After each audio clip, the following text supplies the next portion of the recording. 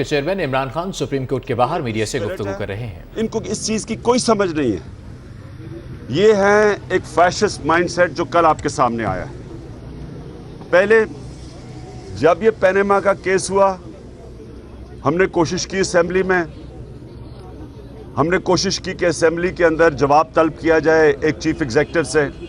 हर जमहूरियत के अंदर जो चीफ एग्जीक्यूटिव होता है, जो प्राइम मिनिस्टर होता है, जो प्रेसिडेंट होता है, वो जवाबदेह होता है अवाम के रिप्रेजेंटेटिव्स को। नहीं तो वो जमहूरियत नहीं होती, वो बादशाहत होती है या डिक्टेटरशिप होती है, या हुस्नी मुबारक टाइप या सदाम हुसैन टाइप। ये इन गवर्नमेंट्स में जो चीफ एग्जीक्यूटिव है वो जवाबदेह नहीं है, जमहूरियत में जवाबदेह है। यही फ़र्क है जमहूरियत और आमरीत में। तो जब इनसे जवाब मांगा तो पहले तो जो जवाब लेना चाहिए था वो नून लीग ने लेना चाहिए था नवाज शरीफ से। बरतानिया के अंदर कंजर्वेटिव पार्टी से जो उन्होंने जब मार्गरेट थैचर से जो जवाब तलब किया, जब उसको निकाला गया तो कंजर्वेटिव पार्टी ने निकाला। लेबर पार्टी ने अपने सरबराह टोनी ब्लेयर को निकाला। गॉर्डन ब्राउन को लेबर पार्टी ने कहा कि आप जाएं। यानी पार्टी सबसे पहले एहतसाब करती है। ये नून लीग बजाय एहतसाब करने के, हमने जब देखा कि असेंबली में ये उसकी करप्शन बचा रहे हैं नवाज शरीफ की, और ख्वाजा आसिफ सीनियर मिनिस्टर कह रहा है कि फिक्र ना करो लोग भूल जाएंगे, तब हम सड़कों पे आए थे। जब हम सड़कों पे आए, पुरअमन एहतजाज था, इन्होंने हमारे ऊपर शेलिंग की, लोगों को जेलों में डाला। और ये कोई पहली दफ़ा इन्होंने ऐसी फैशिस्ट हरकतें नहीं की। मॉडल टाउन में सारी दुनिया ने देखा कि पुलिस के ज़रिए लोगों को गोलियां मारी इन्होंने, कोई उसके ऊपर जिम्मेदारी अभी तक किसी के नहीं है। उससे पहले डी चौक में यहाँ हमारे ऊपर उन्होंने तशद्दुद किया, जबकि हम क्या डिमांड कर रहे थे कि एक धांधली शुदा इलेक्शन की तफ्तीश की जाए। हमें ना असेंबली में इंसाफ मिला, ना इलेक्शन कमीशन से इंसाफ मिला, तब सड़कों पे आए थे। और पुरअमन एहतजाज आज देख रहे हैं अमेरिका में हो रहा है, साउथ कोरिया में, दुनिया में होता है। ये हमारा हक है। तब हमें डंडे मारे, क्या जी असेंबली में आओ। जब असेंबली में गए, आपने देखा कि कल इन्होंने क्या किया है, कि क्या कह रही थी, किस चीज़ के ऊपर इन्होंने लड़ाई की है। सिर्फ और सिर्फ ऑपोजिशन ये कह रही थी कि नवाज शरीफ हमें ये बता दें कि उसने सच किधर बोला है, असेंबली में बोला है या सुप्रीम कोर्ट में बोला है, क्योंकि दो मुख्तलिफ स्टेटमेंट्स हैं। असेंबली में जद्दे के जरिए पैसा गया है, कोई कतरी का नामो निशान नहीं था, ना नेशनल एड्रेस में ना असेंबली में, कतरी कहीं नहीं था। और सुप्रीम कोर्ट में आके कतरी का नाम ले लिया इन्होंने और एकदम कतरी आ गया।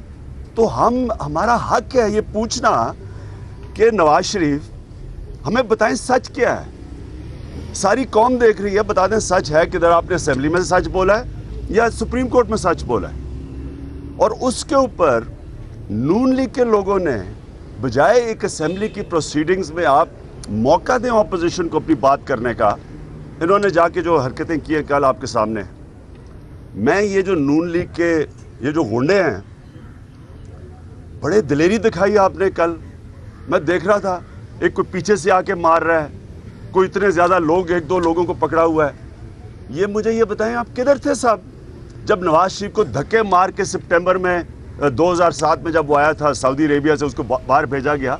मैं एयरपोर्ट पे पहुंचा हुआ था, हम एपीडीएम का हिस्सा थे। मुझे तो कोई एक इंसान भी नहीं नजर आया सड़कों पे। ये जो बड़े शोर मचाते हैं, किधर थे?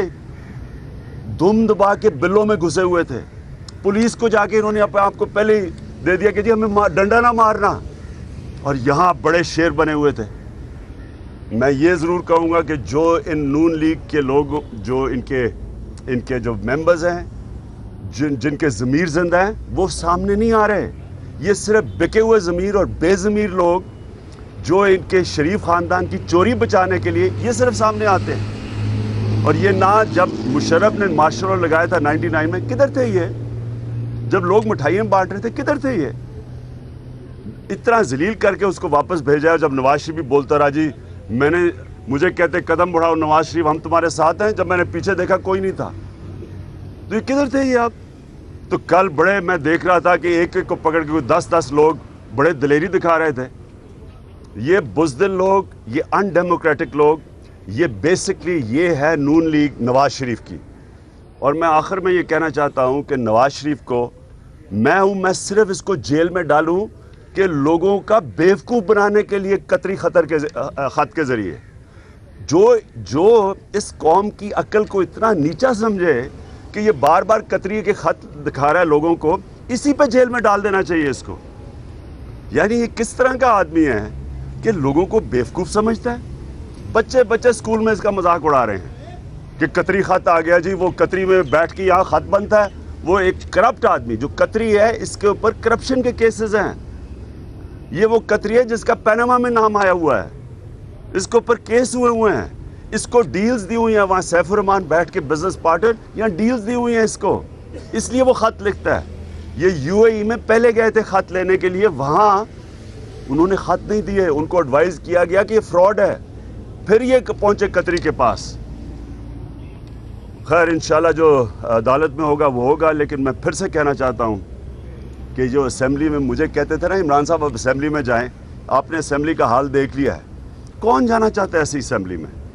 जो दो मेन मुल्क के मसले हैं, करप्शन और टैक्स इवेजन, उसके ऊपर तो बात नहीं होती। जो करप्शन, जो 12 अरब रुपए की दिन की करप्शन है, वो मेन इशू है पाकिस्तान का।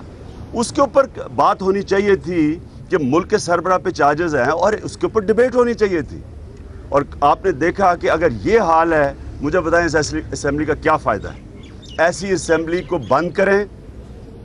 बेहतर यह है कि लोगों का पैसा बचाएं और कम से कम आगे जब इलेक्शन करवाएं तो 62, 63 इम्प्लीमेंट करवाएं।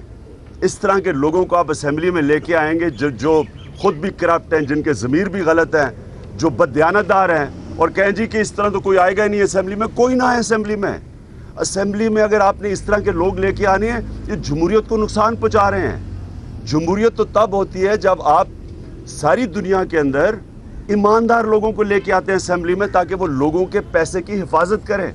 वो ना हो कि जो सिर्फ असेंबली में आते ही इसलिए हैं, पैसे बनाओ और फिर एक करप्शन के एलीट को आपस में सबको बचाओ कि इन सबको पता है कि नवाज शरीफ करप्ट है, इन सबको पता है कि झूठ बोल रहे हैं, सबको पता है कि कतरी का लेटर फ्रॉड है, लेकिन सिर्फ अपनी ज़ात के लिए, ज़ाती मुफादात के लिए ये चुप करके उसकी सपोर्ट कर रहे हैं। Thank you.